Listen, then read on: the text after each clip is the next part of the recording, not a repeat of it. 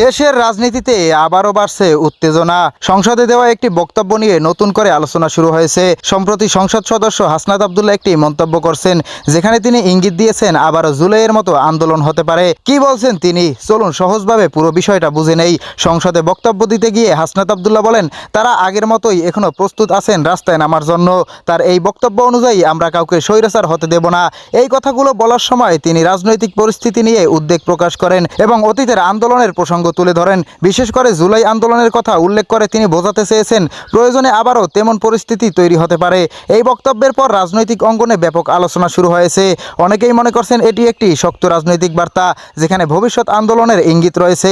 আবারও অন্যরা বলছেন এটি হয়তো সতর্ক বার্তা, যা সরকারের প্রতি চাপ তৈরি করার জন্য দেওয়া হয়েছে। তবে একটি বিষয় স্পষ্ট, এই বক্তব্য দেশের বর্তমান রাজনৈতিক পরিস্থিতিকে আরও আলোচনার কেন্দ্রে নিয়ে এসেছে। এখন প্রশ্ন হলো, সত্যিই কি আবারও বড় ধরনের আন্দোলনের সম্ভাবনা আছে, নাকি এটি শুধুই রাজনৈতিক বক্তব্য?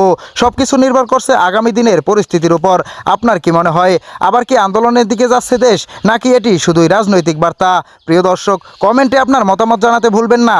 ভিডিওটি ভালো লাগলে লাইক, শেয়ার এবং সাবস্ক্রাইব করুন।